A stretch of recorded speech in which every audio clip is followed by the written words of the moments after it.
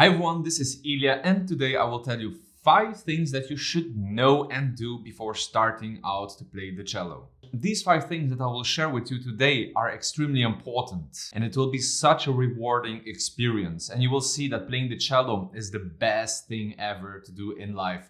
Not because I'm a cellist, but because it's true. To play the cello, it doesn't matter if you're a beginner, advanced or professional.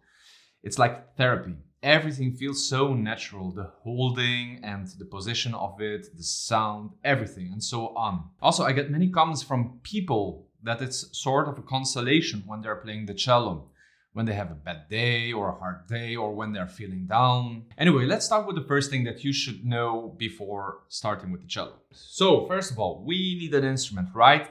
But how to choose wisely?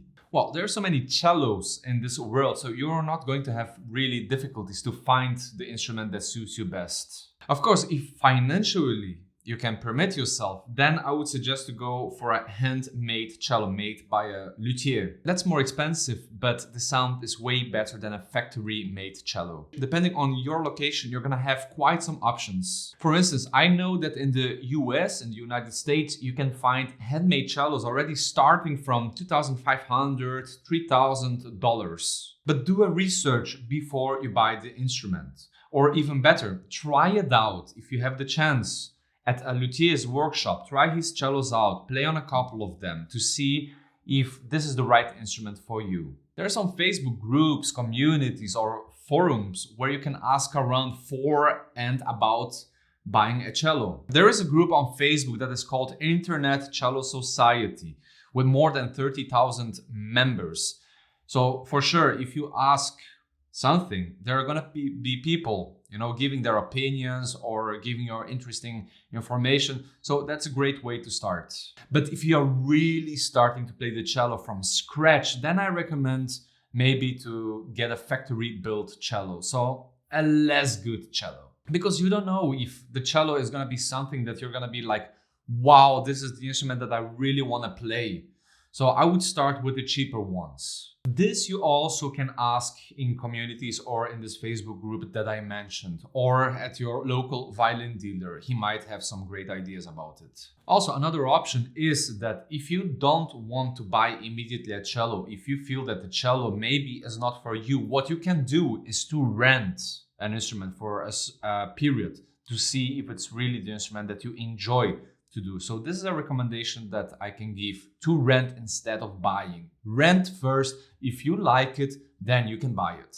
And of course, you also can find very cheap cellos on Amazon or on eBay, but I don't have any experience about that.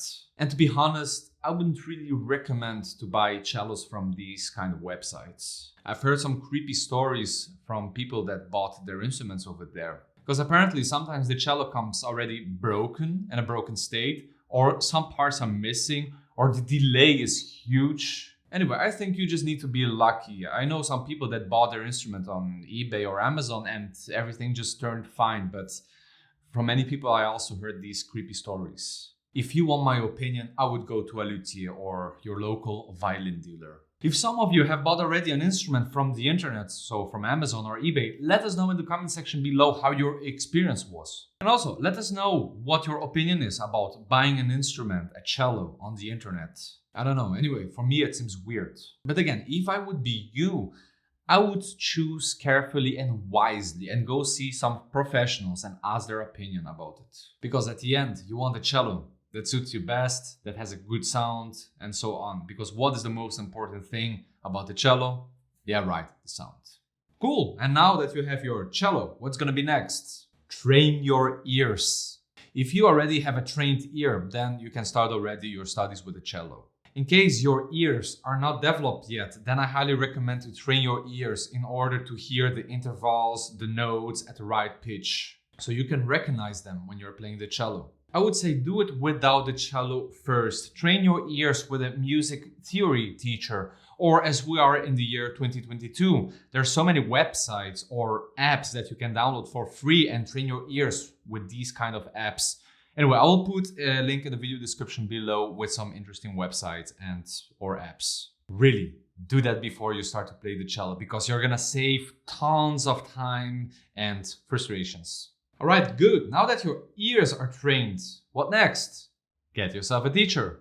And this is a very important step if you want to become good in what you're doing. Nowadays, there are so many useful YouTube videos and so on, including my videos, of course, but they will not help you 100% or they will not resolve 100% of your problems. They will give you some tips and some insights, but to have a teacher is essential because he or she is gonna control in what you're doing, help you out, giving advice, giving some strategies and correcting you. One thing is when you are playing the cello, so as a first person, but another thing is when there is somebody in front of you, so as a third person, seeing and listening in what you do. This can be financially tricky. There are teachers that charge a lot, there are teachers that charge less, and there are plenty of potential young teachers that can help you out for a cheaper fee. But be very picky and ask for recommendations because there are so many teachers that teach bad habits or they just don't care at all. They're just there for the money. Or you just can come and study with me. You'll be safe for sure and in good hands. Don't believe me? Then ask around or check my other YouTube videos. Then you won't hesitate for a second. Anyways, here comes the question. How many lessons do we have to take? Well, if you want to be serious with it, then I recommend to have regular lessons, so on a weekly basis. Because like this, you're gonna get positive pressure from your teacher. He's gonna give you homework and so on. And the results are gonna come faster than, for instance, if you're doing one lesson per month, then you're not going that far. I have students that are having lessons with me every week. I have students that are doing bi-weekly, so every 2 weeks. And I have students that do once per month. Well, guess who are the ones that are making the biggest progress? And no, this is not to promote myself. This is reality. The ones that are doing weekly lessons, these are the ones that are having the best results, even having ups and downs. So you might want to think about that. Great, you have now your cello, your ears are trained, and you're having a teacher now. But still, there is a next step. What is the next step? Your practice sessions. You are the best teacher. Of course, your teacher is going to give you homework and he's going to give you tips and so on what you need to pay attention. But may I give you a small advice and a very important one? Practice slowly. Always practice slowly and part per part. So always practice the parts where it hurts the most. By practicing slow, you will manage to discover what notes are written in the score. You can focus better on intonation. You can focus on the sound and so on. This is like the world famous story of the turtle and the hare. The moral of the story is that the turtle, going slowly, step by step, is gonna win the race with quality. Meanwhile, the hare is gonna do everything fast and without head, without brain, anything, and everything is gonna be wishy-washy or bad. So better a slow and qualitative work than a fast but all over the place kind of work. Now, so I was talking about slow kind of practice, but also I mentioned practicing part by part, right? With part per part, I mean to practice challenging passages by parts or separately. Because many people between us, many musicians between us, when we're facing challenging moments in music, they tend to start over and over again from the beginning. And like this, you're gonna just waste time and your practice sessions, they will not render. So it's better not to practice then. I always say, study the places where it hurts the most. And now the fifth and the last thing that I want to say here. Probably your teacher is gonna mention it, but pay extra attention to your right hand. And why is that? Because resolving problems of the right hand, it takes so much more time than your left hand. Because when you're playing something out of tune with your left hand, you just drill it, sit a couple of hours on it, and things are gonna be resolved. With the right hand, so this guy over here, it's gonna be different. This takes time. Whatever your teacher is saying about the right hand, take it seriously. Of course, if the teacher is orientating you correctly also.